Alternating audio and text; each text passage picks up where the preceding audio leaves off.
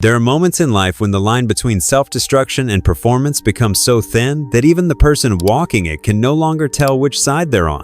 For one notorious live streamer, that line has long been blurred if it ever existed at all. His antics have been condemned across continents, yet he seems drawn to chaos with an almost magnetic obsession. It began, as many of his stories do, with a prank. But not just any prank this time. He set his sights on the Korean police. A call here, a joke there, all broadcast live to a growing and increasingly concerned audience. He was already being sought for questioning, facing criminal charges in an ongoing legal case. Yet the very next day, instead of laying low or showing any remorse, he doubled down. Laughing, boasting, and intoxicated by the fleeting euphoria of attention, he returned to live streaming and announced that if he received enough donations, he would walk outside and purposefully get arrested. And incredibly, that's exactly what he did. What he failed to really, or perhaps simply didn't care about, is that every one of these actions was adding weight to the legal burden he was already carrying. New charges were stacking up almost monthly, and this particular broadcast could easily lead to a dozen more. His behavior had shifted from outrageous to self-sabotaging. The joke, if there ever was one, was rapidly turning into a tragedy. Despite his attempts to make it all seem like one big game, there were cracks in the facade. "I'm stuck in Korea for a long time," he muttered during one stream. "I don't know when I can go home. The police won't let me leave." There was no bravado in his voice, no hint of irony, just resignation. Slowly, the consequences were sinking in. He wasn't just a foreigner causing trouble. He was a man actively digging his own legal grave in a country that doesn't look kindly on repeat offenders. But still, he streamed. And the ritual was always the same. He'd start off drunk, louder with every sip, until eventually he'd spiral into harassing strangers in the streets on all too familiar pattern his viewers had come to expect. It was as though harassment had become his job. Like someone clocking into a 9 to -5, he embraced it with mechanical repetition. After a day of bothering passers-by, he'd return to his apartment and dial the emergency service live. "Donate and I'll call the cops," he said to his chat. One viewer sent $5. That was all it took. He picked up his phone. "Hey, are you police?" he asked with slurred confidence. "You know my name? Johnny? Emergency? Accident. Sorry, it's a mistake. Please come to me." He laughed as if it were the height of comedy. He had called emergency services in a foreign country as a joke for a few dollars and was proud of it. That clip, like so many others, will undoubtedly be shown in court.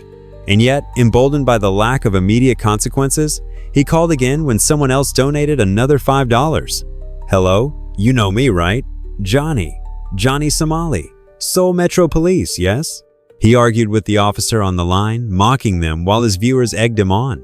His behavior became more erratic by the minute, his delusions of invincibility growing louder with every donation.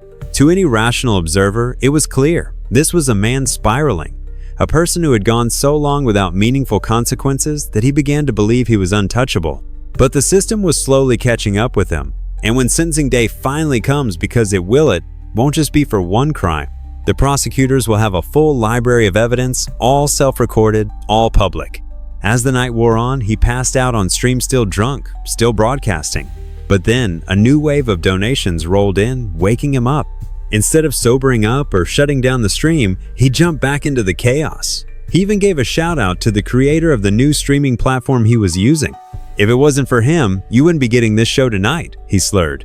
And then, fueled by a mixture of alcohol and digital encouragement, he went back out into the streets again. Sorry, he yelled, running into people, tripping over his own feet. "YouTuber, me, sorry." But the apologies were empty. The damage had already been done. His erratic behavior, his confrontations with pedestrians, his habit of live streaming every reckless action, none of it was funny anymore. It had become a spectacle, one with a rapidly approaching expiration date. One encounter stood out more than the rest. He confronted a group of construction workers, taunting them while shouting nonsense into the camera. "I'm allowed to twerk in public. Korea #1, he shouted, flailing his arms. By now, it wasn't just disturbance, it was deeply sad. At last, the authorities arrived. He was still yelling when the police closed in. "Why are you touching me?" he shouted. "I'm jogging. I'm not drunk." But the stench of alcohol was undeniable, and the chat, the same people who had paid to see him act, out-celebrated the inevitable confrontation. Inside a closed elevator, he had yelled at innocent people to call the police over and over. "Do it! Call the police! I dare you!" And now, his wish was being granted. When the officers tried to arrest him, he resisted. "Don't touch me. What are you doing?" he protested. "I'm from America. You know me." But name recognition wasn't going to save him this time. And as he continued to resist, shout, and argue, he only dug himself deeper. Eventually, he muted the stream likely to conceal the details of the arrest. But curiosity got the better of him. Within minutes, he unmuted it again to yell, "Speak English! What are you doing? Arrest me! I don't care!" He was clearly trying to appear fearless, but it didn't land. It wasn't bravery, it was desperation masked in bravado.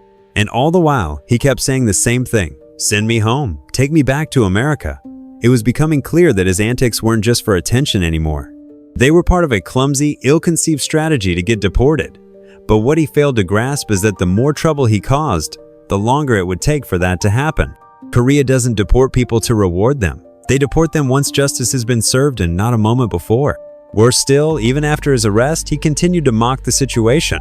He claimed the police had brought him home. He laughed. He joked. He bragged. But beneath the surface, you could sense Ith was unraveling. He had turned a handful of petty charges into a legal saga that could span years. A first trial with a maximum sentence of 10 years was already underway, and yet here he was, inviting more. With every drunken stumble, every prank call, every confrontation, he was building a case against himself brick by self-sabotaging brick. All for what? A few donations. A sliver of attention. 10 viewers hyping him up in the chat. It was the slow-motion implosion of a man chasing relevance and finding ruin instead. And the worst part? He still believed he was winning. Eventually, he was taken to the police station. And then, allegedly, driven back home. No overnight jail stay, no public consequences at least, not yet. That brief reprieve only fed the illusion of invincibility. But it won't last. He's being watched, documented, cataloged by viewers, by prosecutors, by the very authorities he continues to antagonize. Every stream is another chapter in a case that will soon be closed. Every donation he earns will be long gone by the time the sentence comes down. And it will come down. In the end, the man who thought he could prank call his way to freedom may find that the cost of attention was far steeper than he ever imagined. But until then, he'll keep going live. And the world will keep watching not out of admiration, but out of morbid curiosity. The fall is inevitable. The only question is how long the descent will take.